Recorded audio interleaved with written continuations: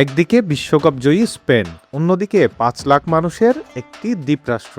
নেই কোনো বিশ্বমানের ফুটবল অবকাঠামো, নেই শত কোটি ডলারের লিগ, নেই ফুটবল স্টারদের ঝলক। অথচ ৯০ মিনিট শেষে বিস্ময়ে স্তব্ধ পুরো ফুটবল বিশ্ব। স্পেনকে গোলশূন্য ড্রয়ে আটকে দিয়েছে কেপ ভার্দে।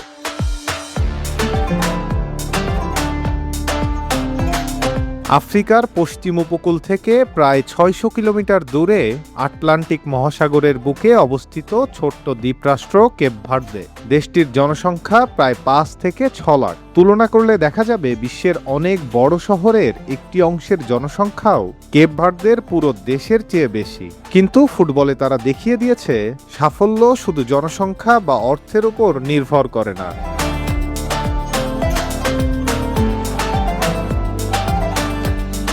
১৯৭৫ সালে স্বাধীনতা পাওয়ার পরে ধীরে ধীরে আন্তর্জাতিক ফুটবলে নিজেদের পরিচিত করতে শুরু করে কেপ ভার্দে।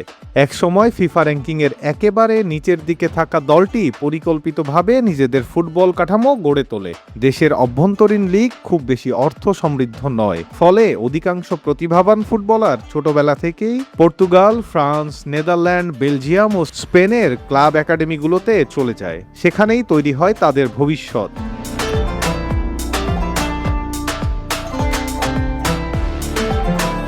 কোলগেট ম্যাক্স ফ্রেশে আছে আইসি কুলিং ক্রিস্টালস, যা দেয় ম্যাক্সিমাম ফ্রেশনেস সহ কোলগেট ম্যাক্স ফ্রেশ। কেপ ভার্দের জাতীয় দলের বড় শক্তি হলো তাদের প্রবাসী কমিউনিটি। দেশের চেয়ে বিদেশে বসবাসকারী কেপ ভার্দিয়ানদের সংখ্যাও অনেক বেশি।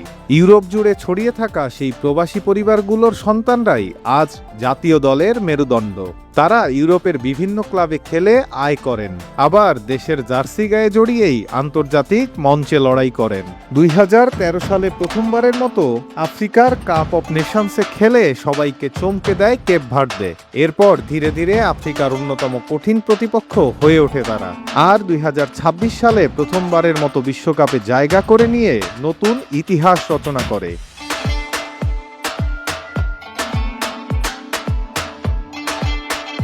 বিশ্বকাপে প্রথম ম্যাচেই প্রতিপক্ষ ছিল স্পেন। কাগজে কলমে শক্তির ব্যবধান ছিল আকাশ পাতাল, কিন্তু মাঠে দেখা গেল এক ভিন্ন রকম গল্প।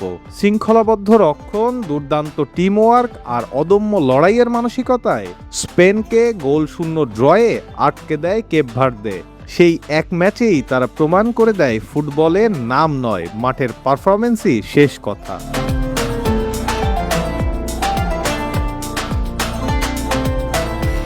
কেপ ভার্দের গল্প আসলে একটি দেশের গল্প, যারা সীমিত সম্পদ নিয়েও স্বপ্ন দেখতে ভয় পায়নি। এটি এমন এক জাতির গল্প যারা প্রমাণ করেছে যে ছোট দেশ মানেই ছোট স্বপ্ন নয়।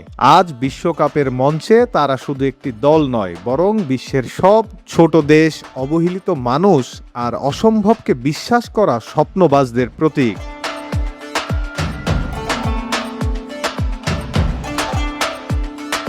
ফুটবলে কখনো কখনো ট্রফির চেয়েও বড় হয়ে ওঠে একটি গল্প, আর ২০২৬ বিশ্বকাপের সবচেয়ে সুন্দর গল্পগুলোর একটি কেপ ভার্দে।